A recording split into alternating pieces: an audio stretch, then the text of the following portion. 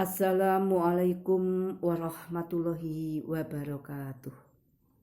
Salam sehat selalu untuk anak-anakku kelas 7 SMPN 1 Keras. Pertama-tama marilah kita panjatkan puji syukur kehadirat Allah Subhanahu wa Ta'ala, yang mana sampai hari ini, sampai detik ini kita masih dikaruniai kesehatan. Apalagi dalam kondisi pandemi COVID-19 ini. Maka marilah kita ucapkan Alhamdulillahirabbil alamin.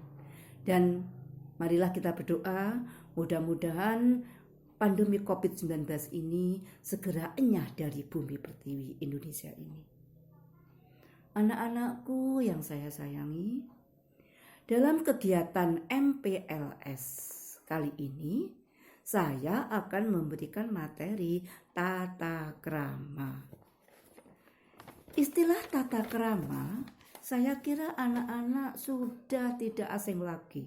Sering dengar, bahkan sering melakukannya atau mempraktekannya. Coba diingat-ingat waktu kalian kecil, waktu kalian masih balita digandeng bundamu atau ayahmu, kemudian diberi sesuatu oleh orang lain. Maka ayahmu atau bundamu selalu bilang, ayo diterima dengan tangan kanan, dan ayo ucapkan terima kasih. Nah, menerima dengan tangan kanan, mengucapkan terima kasih ini merupakan salah satu tata krama yang diajarkan oleh orang tuamu.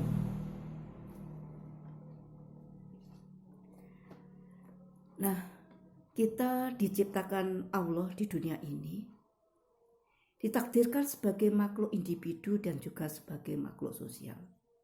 Sebagai makhluk individu itu dalam arti masing-masing orang itu memiliki perasaan, pemikiran, kebiasaan yang berbeda-beda. Satu dengan yang lain tidak sama.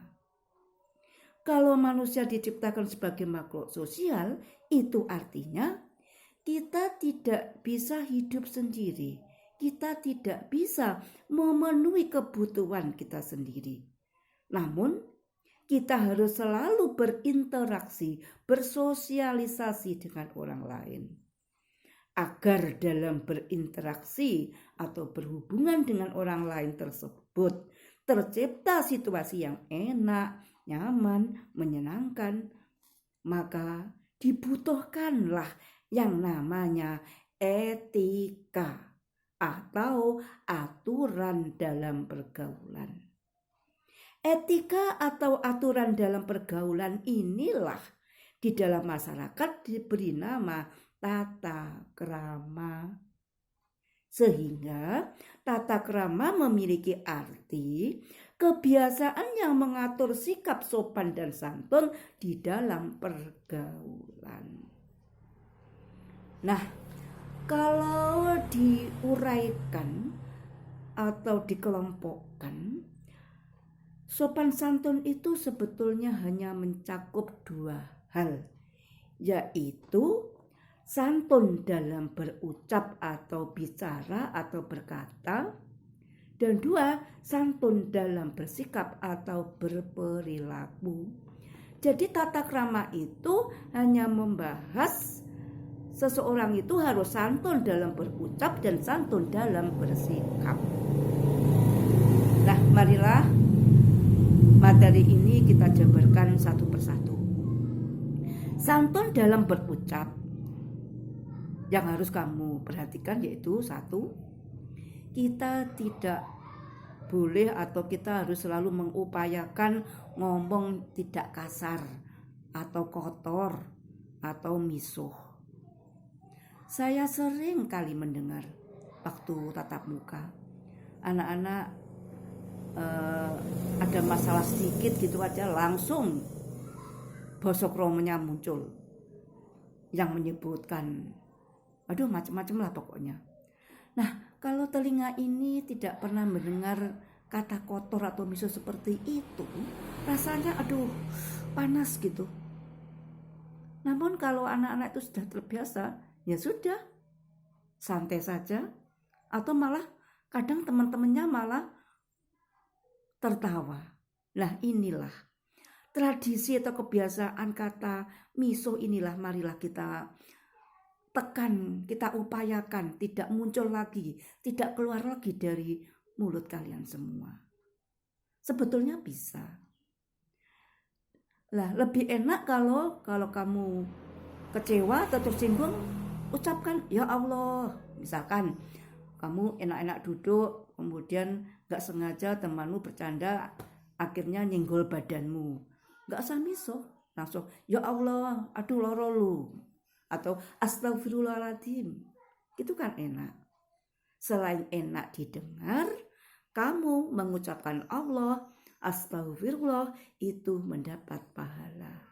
Enak kan? Sama-sama buka mulut, tapi dapat pahala daripada misuh. Nah, marilah mulai dari sekarang tekan, tahan, jangan sampai misuh, buang jauh-jauh kata-kata kotor seperti itu, sehingga tidak akan keluar lagi dari mulut kalian.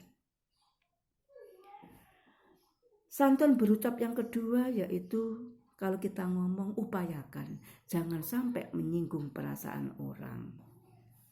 Ya, biasanya kalau kita ngomong jangan sampai membicarakan secara pribadi seseorang.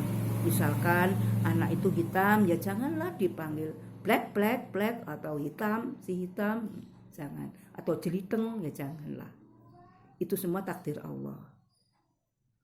Terus misalkan ada anak yang pendek, terus apa istilahnya, tidak bisa berkembang secara optimal, ya janganlah dipanggil apa ya istilahnya cebol atau janganlah. Itu sangat-sangat pribadi. Lebih baik panggil namanya. Saya yakin setiap manusia dilahirkan ke dunia ini memiliki nama, dikasih nama yang baik oleh orang tua. Maka dari itu kalau manggil temannya jangan kondisi badannya, tapi panggilan namanya sesuai yang ada di daftar nama. Kemudian yang ketiga yaitu kalau bicara upayakan jangan bicara dengan nada tinggi atau bentak-bentak. Contoh, misalkan temanmu pinjam buku enggak segera dikembalikan padahal kamu waktu itu butuh. Bicara baik-baik. Jangan berkata, buku nih lo tak gue bangga kak dibalik nih. Tapi lebih enakan kalau kamu bicara, wis mari pogong, apa tak gawe buku nih. Tak segani sik ya, kok nyelena ya. Itu kan enak. Makanya dibiasakan jangan ngomong yang bentak-bentak atau nada atau intonasi yang tinggi. Saya yakin temanmu mesti dengar. Tanpa dibentak pun dengar dia. Maka dari itu jangan sampai nada atau intonasinya tinggi. Kemudian yang keempat, nah ini yang sering terjadi, jangan terbiasa ngentai. Nah anak muda zaman sekarang banyak yang memiliki kebiasaan kalau bicara ngentai. Dibilangi baik-baik, ngentai. Paham ya apa mengentai? Saya yakin kamu tahu semuanya. Nah itulah beberapa sikap santun yang harus kamu lakukan waktu kalian berucap. Yaitu satu, upayakan jangan bicara yang kasar, kotor atau miso. Kemudian kedua, bicara jangan sampai nyinggung perasaan orang lain. Kemudian yang ketiga, bicara yang pelan, jangan nada atau intonasi yang tinggi atau bentak-bentak. Dan yang terakhir, biasakan tidak mengentai pembicaraan orang lain. Nah, berikut marilah kita bahas tentang santun dalam bersikap atau berperilaku. Bangsa Indonesia itu terkenal akan adat ketimurannya, yaitu ramah, murah senyum. Nah, maka dari itu lestarikanlah budaya ini. Contoh, misalkan kita ketemu dengan seseorang yang sudah kita kenal. tebarlah senyum padanya. Enak.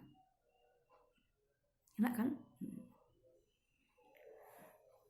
Tebar senyum tidak butuh modal, hanya enak. Nah, saya pernah mengamati, atau mungkin kalian juga pernah memperhatikan, teman satu kelas itu mungkin ada yang berwajah sangar, mahal senyumnya, istilah Jawanya jabrut metutut saja, sangar. Kira-kira enak nggak dipandang wajah yang demikian? Mungkin kalian mau deket aja, aduh, sungkan, males, karena anak tersebut tidak pernah senyum. Maka dari itu, biasakanlah senyum. Walaupun toh kalian punya masalah, jangan ditunjukkan pada orang bahwa saya sedih, bahwa saya ada masalah. Tetap aja senyum, jalani saja. Senyum enak. Gitu. Nah, setelah kita senyum pada seseorang yang sudah kita kenal, kemudian jangan lupa sapa, sebut namanya, dan ucapkan salam. Kalau Muslim, nah ucapkanlah Assalamualaikum gitu. Kalau agama lain, selamat pagi, selamat siang, kan enak. Selain itu, di dalam agama Islam, ucap salam itu sama dengan doa. Kita didoakan mudah-mudahan selalu selamat di dunia dan akhirat. Senang kan? Enak kan? Nah, maka biasakanlah. Jadi kalau ketemu dengan seseorang yang sudah kita kenal, senyum dulu, kemudian disapa dengan salam. Bisa ya anak-anak ya mempraktekannya? Tapi kamu juga harus punya etika. Kalau dengan teman, woi, tak apa-apa. Tapi kalau dengan guru ya janganlah. Dengan nenekmu atau orang tuamu ya menunduk, Assalamualaikum, begitu. Jangan disamakan dengan teman, woi, waduh masa gitu.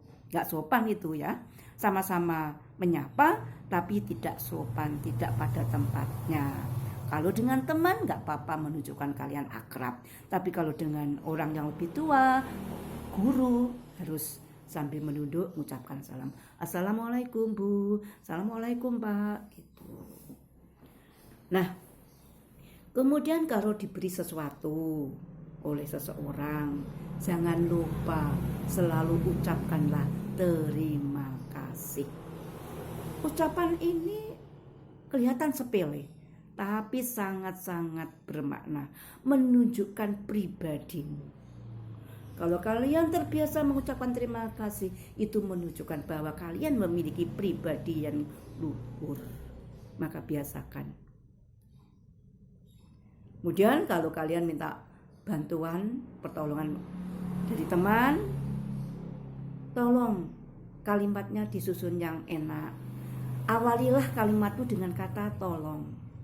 Contoh, misalkan, pulpenmu jatuh karena kamu masih megang HP, kemudian kamu minta tolong pada temanmu, juga no penku kui, misalkan gitu. Enakan mana dengan yang ini? Tolong mbak, bundut nalo pindang, juga no pulpenku pindang. Nah, dengan diawali kata tolong, itu saya yakin lebih indah, lebih menghargai orang lain. Sehingga orang lain yang kamu minta tolong itu dengan ikhlas akan mengerjakan. Ya ikhlas akan menolong kamu, membantu kamu. Nah, biasakan hal itu. Diawali dengan kata tolong. Kemudian kalian kalau diajak bicara teman, jangan melengos atau memalingkan muka atau wajah. Yang kita pandang orang yang ngajak bicara kita. Mandang sambil ya anggut-manggut lah atau senyum lah. Itu menunjukkan bahwa kamu respon dengan apa yang dibicarakan oleh temanmu itu. Jangan sambil main HP sendiri ya, janganlah. Itu namanya tidak sopan.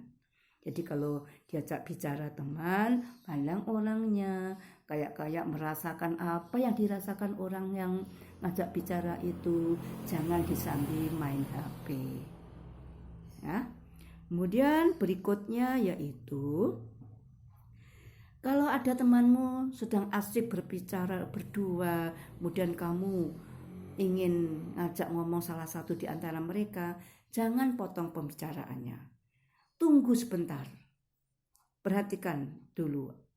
Yang dibicarakan kira-kira masih ada jeda, baru kamu masuk. Jangan orangnya asik bicara, kamu langsung nonyol aja ngomong, jangan. Itu namanya memotong pembicaraan orang lain, tidak baik. Berhenti sebentar, dengan kamu hadir di situ. Orang lain pasti tahu, oh kamu mau ngomong, oh kamu mau bicara. Maka sabar nunggu sebentar. Nah, bila kalian diajak bicara teman yang sifatnya rahasia dan tidak boleh diceritakan pada orang lain, ya jangan ceritakan, simpen aja. Toh disimpan tidak akan berdos atau apa, enggak, sudah diem aja, enggak usah diceritakan pada orang lain. Karena kalau kamu diajak curhat seseorang sifatnya rahasia, berarti orang itu menaruh kepercayaan pada kamu. Maka jangan khianati kepercayaan tersebut. Nah, itulah anak-anakku yang saya sayangi, beberapa materi tata krama yang harus kamu lakukan dalam setiap pergaulan.